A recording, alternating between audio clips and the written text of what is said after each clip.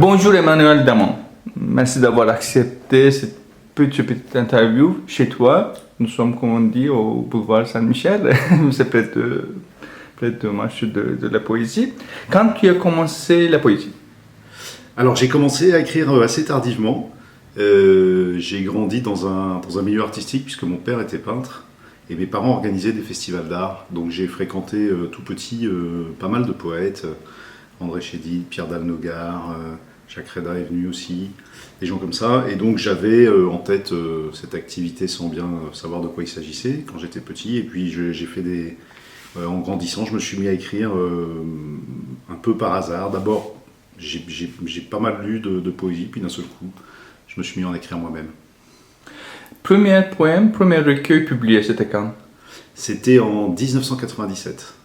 Et il s'appelait Dans un concert jaune d'arbres et de pierre. Les auteurs qui t'ont marqué? Alors d'abord Saint John Perse, que j'ai étudié au cours de mes études, à la lecture duquel je ne comprenais pas grand-chose, mais qui m'a retenu, c'est-à-dire que je me suis beaucoup battu avec les textes, jusqu'à ce qu'il se passe quelque chose et que je parvienne à y accéder. J'allais dire comprendre, mais c'est pas le mot, c'est plutôt à un certain moment on est touché par un texte, il nous atteint en fait, il nous retrouve. C'est ce qui s'est passé avec Saint John Perse. Ensuite René Char, que j'ai beaucoup lu aussi, et plus récemment, alors évidemment Rimbaud comme référence absolue, mais dans les poètes plus contemporains, je pense à Bernard Manciette, que j'ai bien connu, que j'ai rencontré, que j'ai fréquenté jusqu'à sa mort en 2005. Une poésie très, très puissante, très libre. Jacques Dupin aussi, et puis plus près de nous, Pierre Pechemort, dont j'aime beaucoup la poésie. Et enfin, une référence absolue aussi, Paul Celan, que je lis régulièrement, sur lequel je lis des études et dans l'univers duquel j'essaye de rentrer. C'est très difficile, mais là aussi il y a quelque chose qui retient, qui saisit de façon très, très forte. Comment tu écris, tu construis tes poèmes? Est-ce que tu as une approche poétique? Alors non, j'écris régulièrement, toutes les semaines je dirais. Je n'ai pas d'approche particulière, je suis parfois saisi par un thème. Par exemple, je suis allé à Florence l'année dernière et j'ai écrit une série de poèmes sur Florence. Donc parfois des séries comme ça, c'est-à-dire un thème qui se saisit de nous et qui retient un certain temps. Il faut savoir s'arrêter quand c'est terminé, donc ça peut être 5, 10, 15, 20 poèmes. Mais quand c'est fini, il faut savoir lever le stylo. Soit ça, soit le tout venant, c'est-à-dire avec la matière, émotion que l'on rencontre dans la vie de tous les jours, et puis qui ressurgit en poème comme des sources qui naissent d'un fleuve souterrain. Et donc ça, c'est régulier, c'est de façon tout à fait spontanée, c'est-à-dire que je me dis pas, tiens, je vais écrire sur ça. Je me mets à écrire et puis ça vient sur un thème. Et ensuite, je laisse reposer assez longtemps et je retravaille beaucoup ces poèmes, puisque, et j'ai oublié de citer d'ailleurs, comme le dit André Dubouché qui est aussi une référence très forte pour moi, comme le dit André Dubouché, il faut écrire aussi loin que possible de soi, c'est-à-dire se dégager finalement de la partie la plus biographique, la plus subjective, à mon sens en tout cas, pour accéder à une poésie qui puisse être universelle. Qu'est-ce que tu penses de la poésie actuelle francophone? Alors, je crois qu'on est en train de revenir un petit peu de la poésie d'avant-garde, la poésie formelle ou formaliste. En face d'elle, il y a une poésie lyrique qui parfois peut laisser sur sa faim. Moi, c'est vrai que je ne suis pas très ami à cette poésie de l'épiphanie, des petites choses qui naissent et qui sont extraordinaires. On a aussi un courant qui est beaucoup plus lyrique, plus puissant, mais qui n'est pas français précisément. Et comme tu m'interroges sur la poésie française, j'en parlerai pas. J'ai parfois du mal à trouver mon compte, moi, dans cette poésie lyrique française qui est très transparente, très simple, et comme on le disait tout à l'heure d'ailleurs, qui parfois aussi tombe dans le documentaire. C'est-à-dire que la poésie, c'est pas le documentaire, et je pense que parfois il manque un effort de transposition. On sent très bien quand on est dedans ou pas, à mon sens. Et donc, voilà, les gens que j'aime aujourd'hui sont... alors Pierre Pechemort est mort maintenant, mais dans la poésie vraiment contemporaine, voilà, il y a Serge Lepay, il y a des gens comme ça, mais ils sont finalement assez rares. Et tu es animateur aussi au Festival de Sète, tu étais, Oui. donc tu connais, je crois que c'est pas mal sur la poésie mondiale aussi, parce que méditerranéenne surtout. Tu peux parler Méditerranée, aussi un absolument. petit peu de ça, si tu as envie, oui. Alors moi j'aime beaucoup, j'ai pas cité, il y a beaucoup de monde bien sûr, mais je connais Vénus Kourigata, j'aime beaucoup sa poésie, Vénus qui est toujours là. J'aime beaucoup la poésie de Salas Tétier, qui est mort maintenant il y a quelques années, que j'ai connu aussi. J'aimais beaucoup la poésie, dans cette poésie libanaise, il y a de Nice bien sûr, et puis il y avait plus loin, au début du XXe siècle, Georges Chéadé, dont j'aime énormément les poèmes, il y en a très peu. Poésie très simple mais très, très forte. Voilà, sinon Mohamed Bennis dans la poésie marocaine, voilà, c'est assez varié, mais c'est vrai que l'ouverture du chant au-delà des frontières de la France permet parfois de respirer un peu plus. Tu es aussi avocat, juriste. Je suis avocat, je suis pas avocat plaidant, je suis avocat, je rédige beaucoup d'actes juridiques, des contrats, j'essaye voilà, d'accompagner des gens qui ont besoin d'écrit, et donc c'est un travail d'écriture pour moi.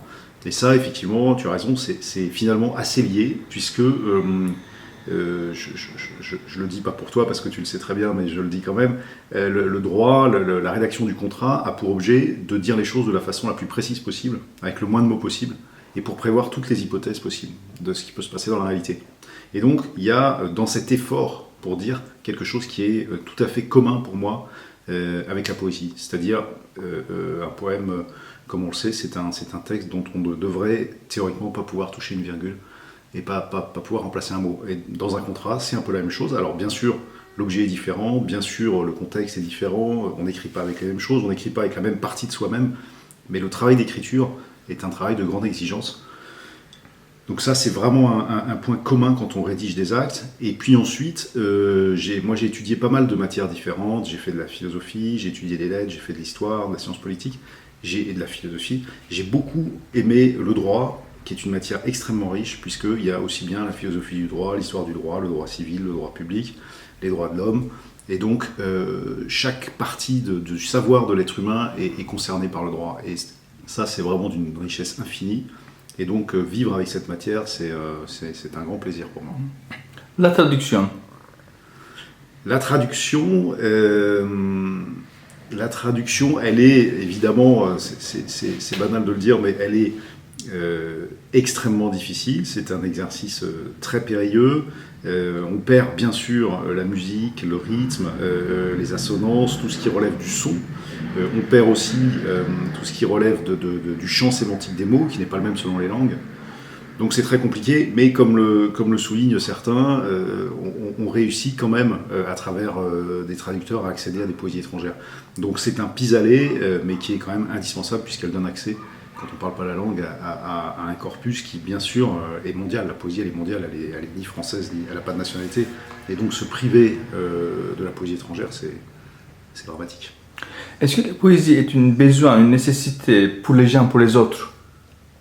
Pour les autres, c'est-à-dire? Les autres, quiconque. Ah, quiconque. Non, je crois pas. Je crois pas. Alors, je pense que on relève chacun, par contre, ce qui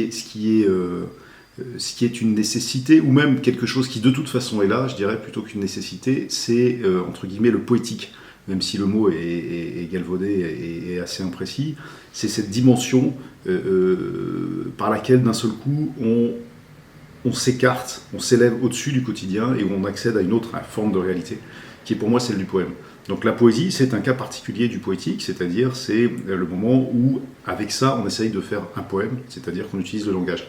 Mais la poésie, elle relève, ou le poétique relève de beaucoup plus que le langage. Il est en amont, il est au-delà, et on le voit très bien quand on entend parler un enfant, par exemple, où on comprend qu'il accède à quelque chose qui relève de l'ordre du poème au sens large, mais sans être de la poésie écrite, quelque chose à quoi il a accès, une réalité avec laquelle il est en prise, et qui est indispensable à l'être humain, effectivement. Tu es juste à côté de marché de la poésie, mais tu vis à Paris. Est-ce que tu peux nous dire un petit peu tes impressions? Je crois que tu participes depuis, tu y vas, Oui. oui. Alors L'impression, elle est double, elle est ambivalente. C'est à la fois un lieu extraordinaire parce qu'il y a beaucoup de monde qui vient, donc les rencontres sont très riches. Il y a beaucoup d'éditeurs, ils y sont pas tous. Il ne faut pas penser que tout le monde est là parce que ça coûte un certain prix. Il y en a qui peuvent pas y venir ou qui sont pas disponibles ou qui n'ont pas envie de rentrer dans cette logique-là. Mais il y a quand même beaucoup d'éditeurs, il y a beaucoup de gens qu'on peut rencontrer, croiser, avec qui on peut discuter. Donc ça c'est très bien. Après, le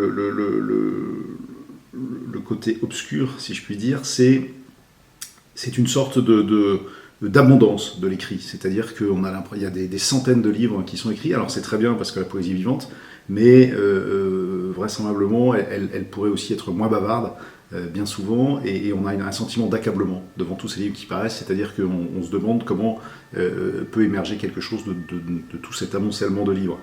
Mais voilà, ça c'est pas... C'est une petite réserve que j'ai, et parfois j'ai un sentiment d'accablement que je partage avec pas mal de gens avec qui j'en ai parlé, qui eux aussi, en arrivant, se disent mais à quoi bon finalement, parce qu'il y a une telle masse d'écriture. Et puis, en même temps, comme je le disais, il y a aussi cette richesse de rencontres, de hasards, de petites maisons d'édition qui naissent et meurent, mais d'autres renaissent, les remplacent, les revues. Enfin, tout ça est très vivant et c'est indispensable à la poésie, puisque la poésie, encore une fois, pour moi en tout cas, c'est faire entrer le vivant dans le poème. Et donc tout ce qui est de l'ordre de la vie concerne la poésie. Est-ce que tu peux dire quelque chose sur les festivals de Sète aussi? Parce que ce sont deux événements importants, je crois, en France. Il y a des autres aussi, si tu peux me citer les festivals importants en France qui se passent ou en Europe, ça serait bien aussi parce que... Oui, alors je suis pas très adepte des festivals, non pas par choix éthique, mais simplement parce que j'ai assez peu de temps, mon métier d'avocat me prend énormément. Et donc le temps que je peux consacrer à autre chose, je le consacre tout d'abord à écrire.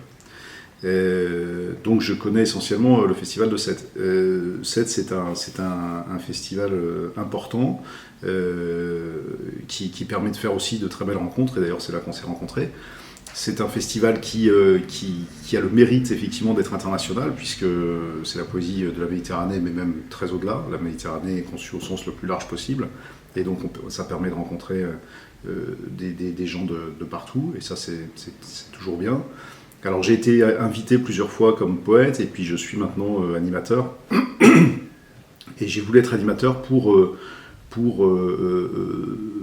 d'une certaine manière, devoir rentrer dans des poésies que je n'aurais pas forcément choisies moi-même, que j'aurais pas lues spontanément, et me dire voilà, il faut que je parle de cet auteur-là, et donc il faut que je le lise, et il faut que j'arrive à accéder à son univers. Et ça, c'est un très bon exercice, parce que bien souvent, on va vers ce qu'on connaît, vers ce qui est le plus simple, vers ce qui nous parle le plus spontanément, et ça ne nous permet pas de sortir de nous-mêmes. Alors il est indispensable, je pense, d'aller vers des esthétiques qui ne sont pas les nôtres si on veut se déplacer en soi-même et avancer dans son propre travail aussi.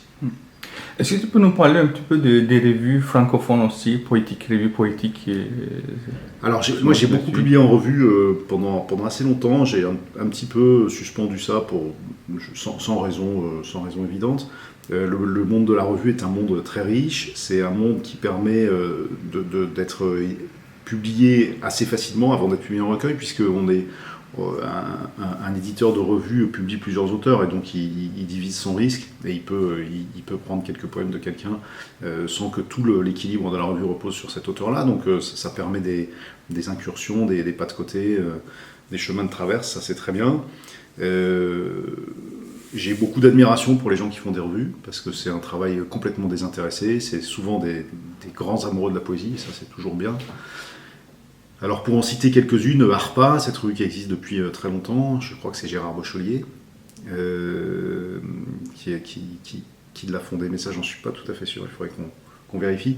Je pense à la très belle revue qui s'appelle Revue de Belles Lettres, qui est une revue suisse, qui fait un très beau travail. Il y avait une revue qui s'appelait Écriture en Suisse aussi.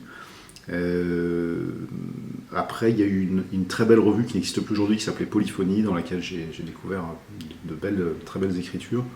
Voilà, c'est un monde très vivant, varié. Il y a une revue qui a existé sur une vingtaine de numéros qui s'appelait Petite,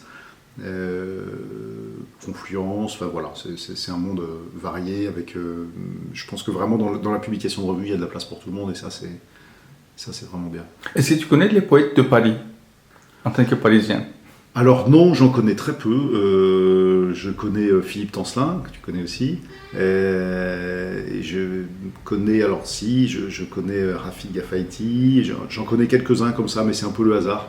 Et c'est vrai que moi, je ne participe pas spécialement à des cercles, je ne fais pas partie de groupes, de travaux d'écriture, etc. Mon travail est très solitaire, en fait. Donc je les connais par amitié, mais voilà, pas plus que ça. Merci beaucoup, Emmanuel. Jardin. Certains y entrent dont les mains sont insensibles. Ils ont le jour pour allié, le versant éclairé de la route. Mars leur est inconnu. Leur belle patience ralentit le ciel. Quand leurs phrases se font rares, ils se retirent. L'après-midi suspendu laisse dans leurs mots un pays de neige.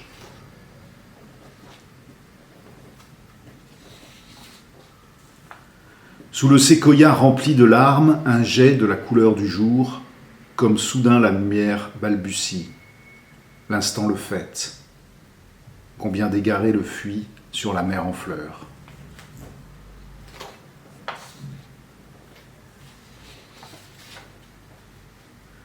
Hier la cascade, cabrioles et chants, deux amoureux sur la rive, le soleil était passé derrière les frênes, laissant un halo dans vos cheveux. Une belle journée d'octobre, les oiseaux s'y trompaient, fêtant chaque fleur comme si c'était avril. Je portais vos manteaux, le vélo dans les côtes et le chien tirait sur sa corde, interrogeant chaque tronc, chaque pierre, comme pour dresser du paysage une carte exhaustive.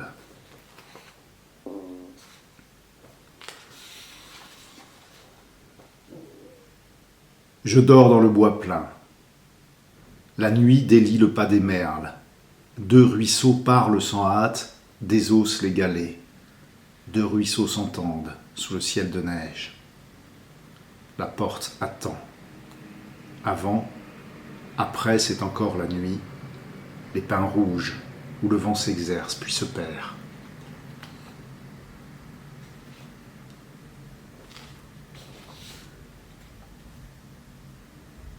Dans nos mains l'argile, non pour bâtir, mais pour éprouver, comme brûle l'herbe sèche aux tempes battantes.